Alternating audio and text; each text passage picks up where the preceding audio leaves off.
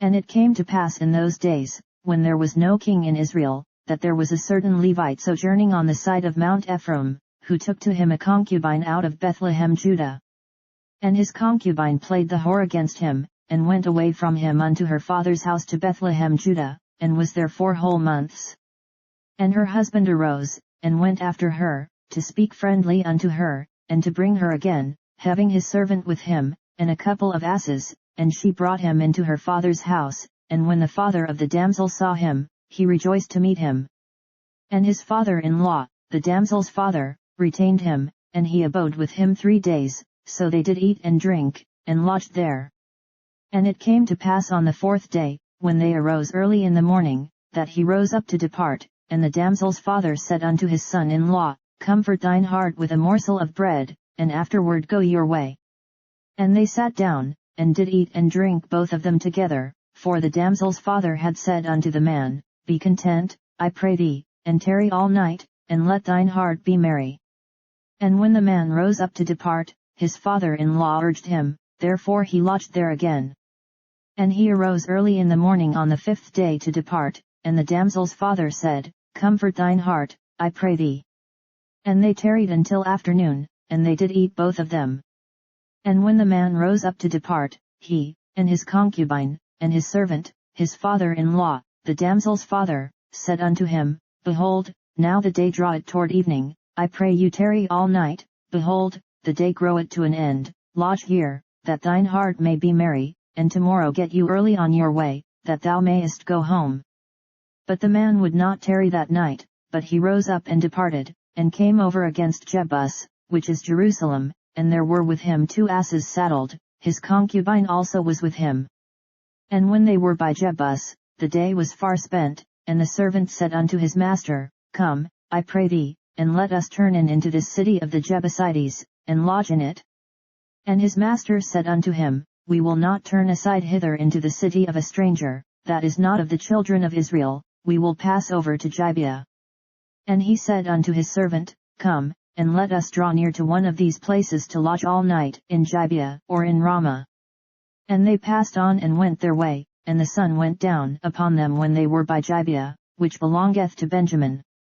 And they turned aside thither, to go in and to lodge in Gibeah, and when he went in, he sat him down in a street of the city, for there was no man that took them into his house to lodging.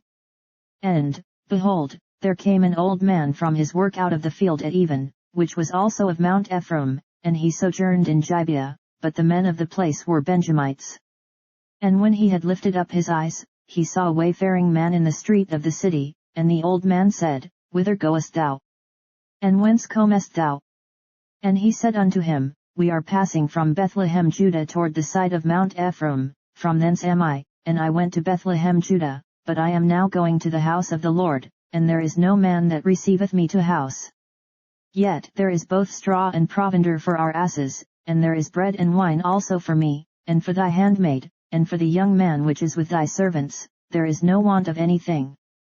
And the old man said, Peace be with thee, howsoever let all thy wants lie upon me, only lodge not in the street. So he brought him into his house, and gave provender unto the asses, and they washed their feet, and did eat and drink. Now as they were making their hearts merry, behold, the men of the city, certain sons of Belial, beset the house round about, and beat at the door, and spake to the master of the house, the old man, saying, Bring forth the man that came into thine house, that we may know him. And the man, the master of the house, went out unto them, and said unto them, Nay, my brethren, nay, I pray you, do not so wickedly, seeing that this man is come into mine house, do not this folly. Behold, here is my daughter a maiden, and his concubine, them I will bring out now, and humble ye them, and do with them what seemeth good unto you, but unto this man do not so vile a thing.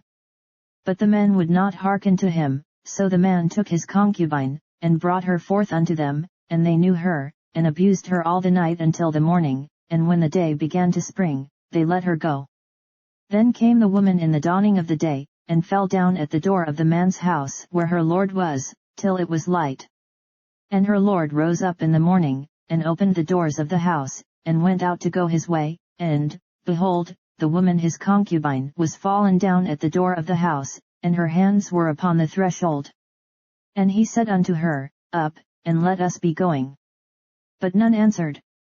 Then the man took her up upon an ass, and the man rose up, and gat him unto his place. And when he was come into his house, he took a knife, and laid hold on his concubine, and divided her, together with her bones, into 12 pieces, and sent her into all the coasts of Israel. And it was so, that all that saw it said, There was no such deed done nor seen from the day that the children of Israel came up out of the land of Egypt unto this day. Consider of it, take advice, and speak your minds.